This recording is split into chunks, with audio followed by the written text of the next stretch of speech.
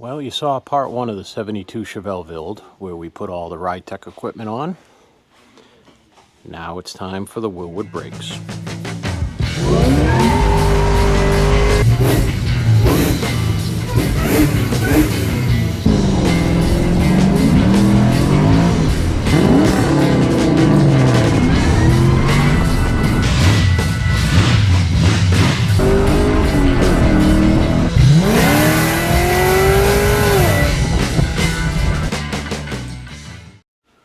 What's going on, ladies and gents?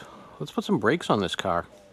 So this is a whole kit from Wilwood that we got through Ride Tech. Comes with, you can order it with the whole suspension setup and everything. We did black calipers on this car. You've got your front rotors. They have to be put together with your hats. You've got your rear rotors that are regular rotors, drum and hat style, because we have drum and hat style e-brake. Stop sliding on me, rotor. Brake pads. Brackets for your front calipers, all your calipers. They give you all your bearings and everything, all the hardware that you'll need, because there's a ton of hardware for bolting these to these, and then also your wheel studs, because then these have to be bolted to these. And these are one of my favorite things they do. Let me put you down for a second so I can get this apart. There we go. So these dust covers actually screw on and have an O-ring seal, and they just look so clean. Not like you'd see them because the wheels hide them, but I know they're there and I like them.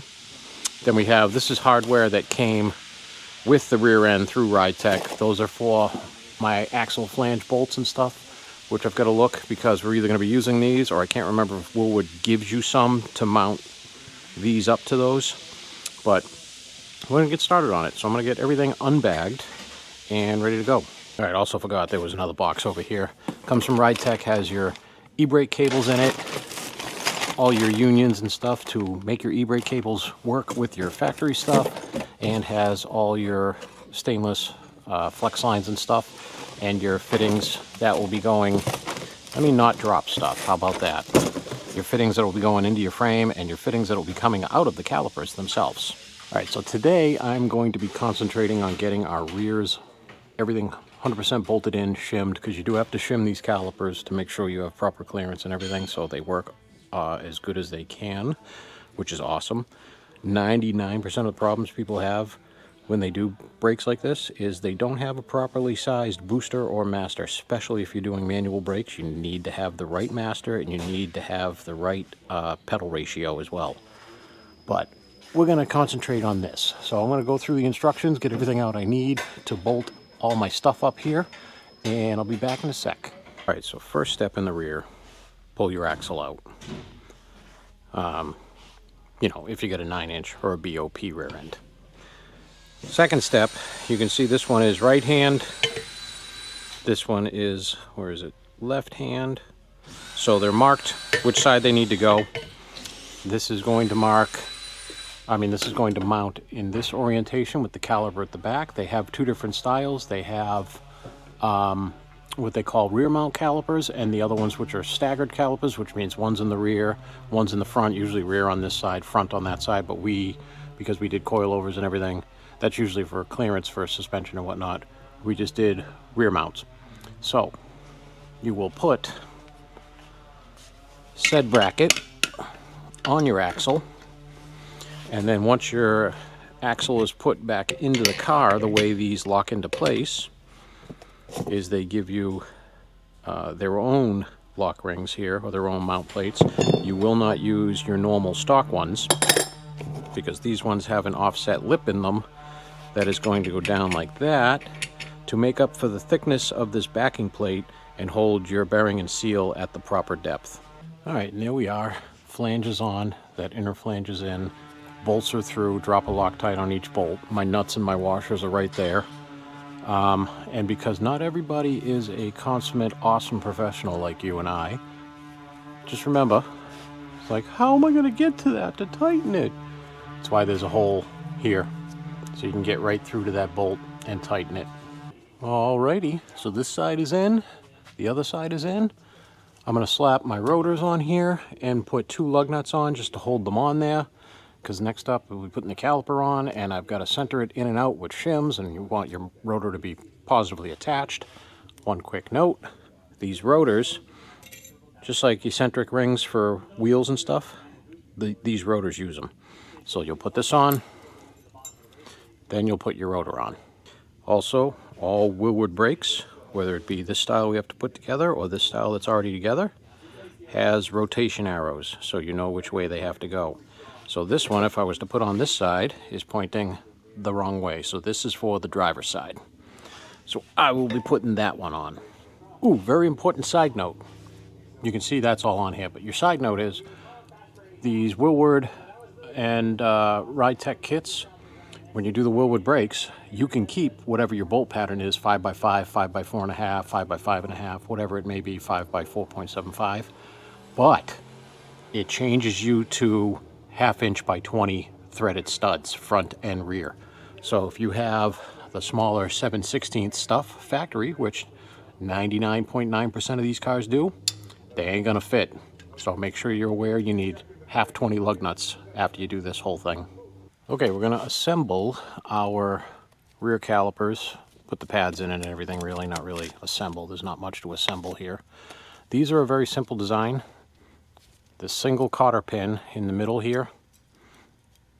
You put your pads in, cotter pin goes back through that hole, through the other hole, and then you open your cotter pin up to hold them in there. Not really much to them, but what you want to do is you want to grease any of your contact points, including the back of the pads where it contacts everything, because number one, you grease all moving things. You don't grease the pad face, even though it's moving, but 90% of brake squeal, squeak, all that stuff is because of lack of grease.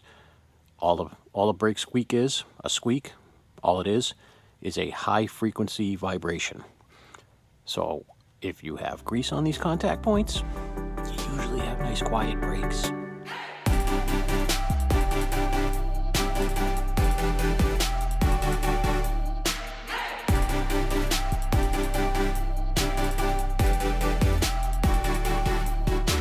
And that's all you have for assembly. Clean off a little bit of grease that's sticking through, and that's good. And when I say grease these things, it's like a skim coat. You're not loaded up with grease, just enough. So does 2 things. Helps keep vibration down because of the grease, and helps keep it from rusting. Not like this thing's going to be driven in a New England winter or anything, but every little bit helps. So now we're going to throw these on the car and start shimming them in and out to get the rotor perfectly centered in here. Also, all these Wilwoods calipers, or at least the ones that we've been using, got a bleeder on top and bottom, so you can put this on left or right side. It really doesn't matter. All right, here's your hardware for your front and rear calipers. They're both identical, same part numbers, the whole 9 yards. You get 4 bolts, 2 per side. You also get 4 washers, 2 per side, and you get all these. So these are 35 thousandths of an inch thick shims. And what you're going to do with these is use these to center your rotor and your caliper. So basically to space the caliper. This is on here right now, just hand tightened, no washers, because I'm not done yet. So I'm going to add those washers, or those shims, between the bracket and the caliper to bring the caliper this way so that we can get this rotor centered. Because as you can see, we got a good size gap here and almost no gap on this side. And you want it to be centered. Once that's centered, you get whatever combination of shims you need. Then you put your bolt with the washer on it, and these get torqued to 40 foot-pounds, no more, and you Loctite them. And there we go. So for me, it was just 1 shim top, 1 shim bottom, so 35 thousandths over, and that centered me where I need to be. Sometimes you need to put 2, sometimes you don't need any. It all depends. There's a ton of variances for clearances and stuff and manufacturing and whatnot, but that's all there is to it. So now I'm going to pull these back out, put the washer on these, put some Loctite on them, and torque them to 40 foot-pounds. Second most important thing I forgot to go over, even though the washer is going to bring this out some more, see how far the thread is in there. So you want, according to Wilward, you want no thread coming through the bushing that's in this bracket. So put your washers on here. If you need to bring it out more, then you put 35 thousandths on this side as well, so that that screw is flush with that copper, brass, zinc, whatever it is, mounting bung. All right, so all said and done, I've got one washer spacing the caliper out, or one shim, two shims on the outside to get my threads so they are, you can't really see it on camera, but they are just flush with that. And that is probably going to be different for every single bolt, which this is the most time-consuming part of putting these brakes on. But other than that, I am good now to put Loctite and 40 pounds. And this side actually took the same amount and orientations of shims as that side, which is nice.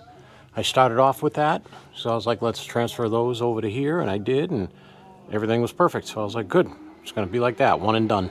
All right, so now we have e-brake cables to run in here on both sides and brake lines, and I'm going to figure out if that's going to be my final orientation for that brake block, or if I'm going to hang that, reverse that whole thing and hang it over the other side. We'll see. It could go either way. All right, so with these e-brake cables, I obviously can't finish this system because we don't have an e-brake pedal or front cable in here yet, but I will run them up to about here and tie them up here. But the back, so this just bolts in. You have to unscrew, and then you can just pull this. Let me actually hold the camera and get rid of this in my other hand. You just unscrew that, slide this in here, put the lock nut back on, and tighten them all the way. These collars actually go all the way up to the other end when you have that stuff finished up, and will go into this mount. But we can't do that right now because we need to get the rest of the system in the front end done. So I'm just going to get the rear side of it done. Next up, you got to pull your cable out of your sleeve to put this on. The cable's going to feed through the center here. This is going to clip on and in on your e-brake lever arm itself. So you're going to slide your cable through in this direction and just pull this thing through. Eventually you'll get up to this side, or this length right here. This point is what I'm looking for, I guess. And so you're going to pull this down through so you're in, and that's done. And then you just slide this side onto your lever that's on your brake assembly and feed your cable back through. When it's all said and done, that's what this should be looking like. Okay, we're going to move on to the fluid side of these. So you're going to take your fittings, put some thread seal on the threads, and then tighten them in here. This is where it gets very subjective. It's up to you how you want to run your lines on your hoses and whatnot. I am most likely going to run them up, over, and then up to my block. I think it's Wilwood makes some really nice clamp-on brackets to mount this end to where your soft line is going through to your hard line. And I think I'm going to order some of those, because otherwise I have to grind and weld permanent brackets up on here somewhere to hold those. These, much like these right here, clamp around the axle, so you can put them in any position you want. If you don't like them, you can move them. If you put them in and all of a sudden there's an interference issue, you can move them. So I gotta look those up and get them. We did those. Oh, actually this has those. I forgot they came in the package for that. I don't know why they didn't come in the package for this setup, but that is where we're going to go now. So I am going to look those up, but I'm going to thread seal these, put my soft lines on, and figure out like my rough run where I'm going to put stuff. All right, we're going to assemble the front brakes now. So this is how they are assembled, because there's multiple different facets on them. So you have your main plate, which dishes outwards towards the outside of the car. You have your rotor, which is offset mount. That's going to be on this way. And then the last and least is you have your hub, which is going to mount to these holes here. They give you all your bolts. These are your wheel studs. We have to install that. Notice you have a dual pattern hub, so make sure you pick the correct bolt pattern that you have for your wheels. You have the big bolts. The big bolts are what come through here and screw into the back of your hub. Then you have all your small bolts, and those are all your perimeter bolts here. So I am going to grab my torque wrench because everything gets torqued on these. My Loctite, it's already over here. And the bits I need. I believe these are all, yeah, so these are all Torx bit except for the lug studs, or lug bolts, I guess you can call them, are 12 point. Okay, so first thing up to get these front brakes together is put your wheel studs in. So these hubs have a 4.5 inch bolt pattern and a 4.75 inch bolt pattern. We are using the 4.5, so they go in obviously from the back forward. You're going to put a dab of Loctite on all the threads where they're going to be engaged into the hub. And then this, all of these get torqued to 77 foot-pounds. All right, next up, your rotor, your inner hub. You're going to put these 8 screws in, Loctite, and 25 foot-pounds. All right, and there we are, all bolted up. I think when I had it over on the cardboard, I had the orientation flip too, but this is how it goes. So, mounts on the outside, on the flush side, with the dish in, and then the hub that we just put the wheel studs in is going to mount here, bolting through this way, and that is next. So, last piece to get the rotor assembly together, besides packing and putting your bearings in, which we're not going to do right yet, is to mount your hub assembly to your rotor assembly, which is going to mount in this orientation. Then you put some Loctite, put those 5 bolts in, and torque those to 45 pounds. And there is your finish, completely assembled front rotor. I'm going to do it again on that one. Good morning, everyone. Ready to get some rotors on this and finish up this Wilwood brake install on the 72 Chevelle? I am. Whoa! There's an engine in this thing now. So I've been busy this week. This week alone, the past 5 days, went from taking a completely stock assembled suspension, no front clip obviously, no engine in it, and I've gotten the Ride-Tech suspension in it front to rear, got the brakes in it as soon as we finish this front to rear, and yesterday got the engine and the 4L80 in it and got all that done. So if you want to see the suspension install, that's coming in a video I'm going to edit tonight. If you want to see the engine install, that's in a video that I already edited and posted last night. And then after I'm done getting the brakes on here today, we're going to do another video and strip off this March front kit and electric water pump and install a Holley front runner on it.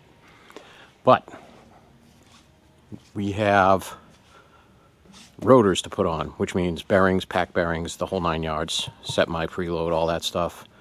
We have caliper brackets, brake pads, calipers. Then we have all of our shims to shim out, just like we did the rear. So I'm going to get going on that now, and that is going to start by finishing torquing and putting cotter pins in my spindles. We have been in contact with Ride-Tech for this bump stop issue. If you can see, this bump stop hits but doesn't land where it should, right here. But this one completely misses. Now, I've got multiple comments on shorts. Oh, you need to adjust this. There's no adjustment. Period. End of sentence. Nothing further to be said. These bolt in, they go in one spot and one spot only. There's no adjustment. It would be stupid to have adjustment because that would be something that can move and completely screw up your steering geometry and potentially be catastrophic. And there is no adjustment on this, obviously, except for in and out, which will limit, your steering. This is an issue on Ride-Tech's side. We've been in contact with them. They've gone through engineering. What they think happened was these bungs right here got welded on in the wrong place, which would make sense because they should be in the same side to side as they are, and they're obviously not, on top of not being in the right place. So we're working on that. But until then, I've got to get this buttoned up because this is going to have the rest of the body put on it and everything wet sanded sometime next week. So I need to make it so it's a roller. And unfortunately, our lug nuts are not going to be here until next week, and today's Friday, this is going tomorrow. So we've just got gunny wheels on it for now, which I really wanted to get the actual wheels on it to get a stance set on it, since we have most of the weight on the vehicle right now with the engine being in it finally. But I mean, I guess I can wait until it gets back from wet sanding for that. So, enough rambling. This is day 3 of this job, I think, of this section of this job. I am going to pack some bearings, put them into the rotor, and we'll get these on here. All right, so for these fronts, you unscrew your cap. Races are already installed. Got your outer bearings, or sorry, your inners. You've got your outers here, and you've got your wheel seals for the inners. So I'm gonna pack these all full of grease, and then put my wheel seals in, put my fronts in, slide these on the spindles, and then torque those how you're supposed to torque them. Okay, so here's where stuff gets very combination dependent, and there are multiple different ways you can get these brackets on. It's if you use their spindles, if you're using a disc brake spindle, if you're a factory one, if you're using a factory drum brake spindle, they all work. You have to just read through your instructions and figure out what you're using for what type of setup you have. So for ours, this is your bracket for your brakes. It's going to go in that hole and that hole. So for us, we're going to be using the longer 5/8 bolt with this spacer in the upper. Yeah, we're gonna tighten that up right there. Also, you will have bolts for these in multiple different packages. You'll have a bunch of bolts that come in the package that had these brackets on, and you'll also have a bunch of bolts that came in your package for the spindles. If you didn't get spindles, you might have to get some hardware. So for the bottoms, I've got to take 2 of these 50 thousandths inch thick spacers and put them in here, and then this bolt will go through here as so, with a nylon lock nut on the other side, and I'll show you why we need these spacers. There's 2 different areas on these fronts that need to be shimmed. So we have to take up that gap right there. And once we get that gap taken up, I'm going to snug this stuff down, not fully tighten it. Then we have to slide our rotor on and hold it on. And we have to make sure that we have an even gap down the line of the rotor with this caliper. If we don't, then we have to start shimming this bracket in and out. On top of, after that's all done, we will have to shim our caliper in and out just like we did in the rear. So I'm going to get these in here, get them snugged up, grab my rotor, see what my gap is here, and hopefully we're good on the first time. All right, so our rotor is on, snugged up, bolts are snugged up. As you can see, let me grab my light. We have what looks to be a pretty even gap all the way down, and the easiest way to check these gaps, if you don't have a big set of feeler gauges, because usually they're all in thousandths of an inch and this is going to be way bigger, just keep going up or down sizes in something that you know is a nominal size, like an Allen wrench. And we've got just a hair bigger than, what is this size? I don't know. Where are we? These ones don't have them stamped on here, but they're stamped on the case. 3/32. So we have just a hair bigger than 3/32 here. See, if I tilt it to the side a little bit, it does catch. And then, ooh, up here too. So we are good. This one is parallel throughout both of those points, and that is my Allen wrench. So what I'm going to do now, since I don't have to do any shimming on either of these, and we are parallel, I'm going to take the rotor back off, take these bolts off, dab a Loctite, torque these down to specs that are in the directions, and then we can put the rotor on and torque and cotter pin these and the whole 9 yards, then start on our caliper side. And in case you were wondering, for this application anyways, 120 foot-pounds, 65 foot-pounds.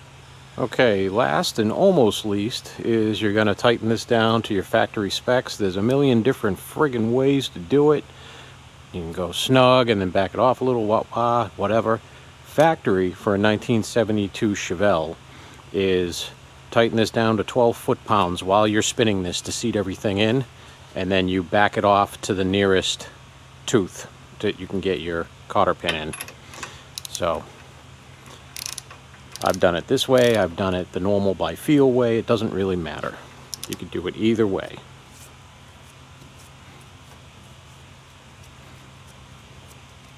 So you can feel it starting to snug up.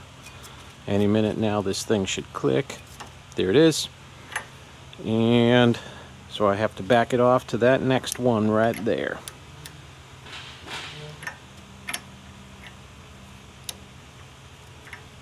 I tried. Oh, there we go. It was weird. Couldn't find the detent on this. And there we go. So I'm going to throw my cotter pin in and put that nice shiny billet cap on here, and then wipe off all the grease I got all over it. Full disclosure, because I don't hide anything, including failures. So you see I got the zinc plated washer in there. Could not get the cap to screw in until I realized why. They give you 2 sets. And this black oxide coated one, as you can see, is a lot smaller diameter than the zinc one. This one will fit inside of your cap. The other one is as wide as the cap. So make sure you use the black washer. All right, let's see if this thing fits now.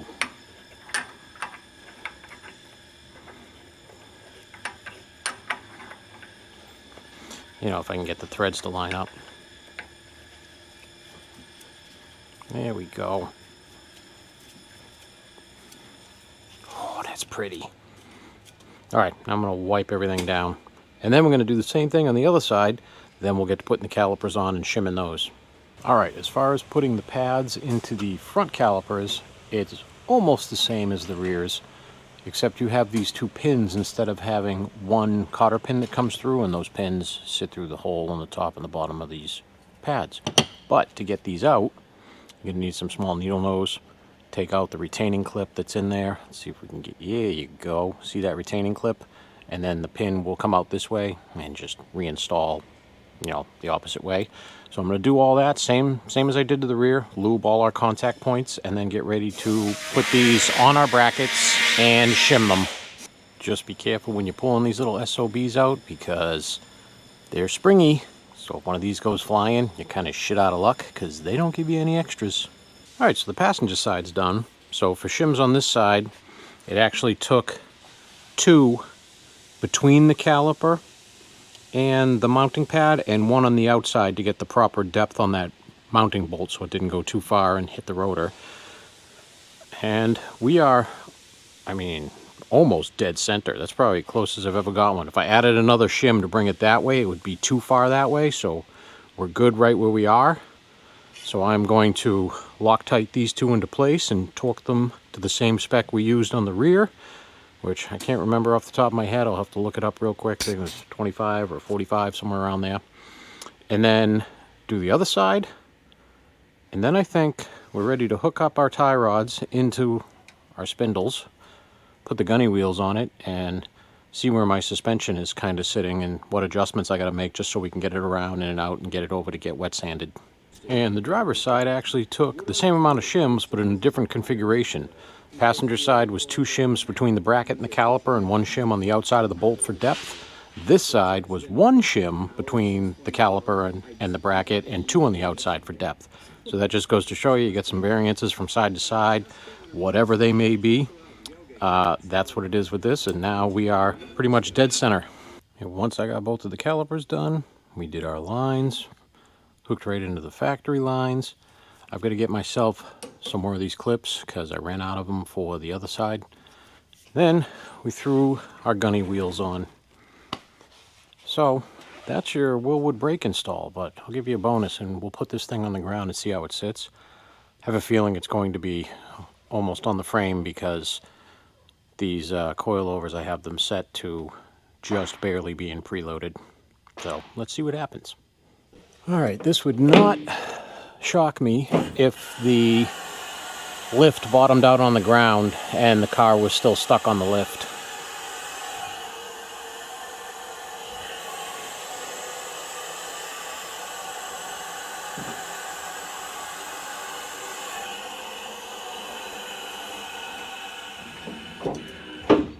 Yeah. So that's where we are. Well, you can get a little bit of an idea where it's going to sit. These wheels are a lot shorter than what's going to actually be on there as well. So, with that, we'll take a look under there. I've got about 2 inches of clearance on my header. So I'm going to have to preload the crap out of these coilovers so we can move this around and get it to go be wet sanded and whatnot. And the next time you guys see this, it'll have a whole body on it. So we're going to get a really good idea of what it's going to look like. I can't wait. This one's going to look really cool. All right, I'll talk to you guys later.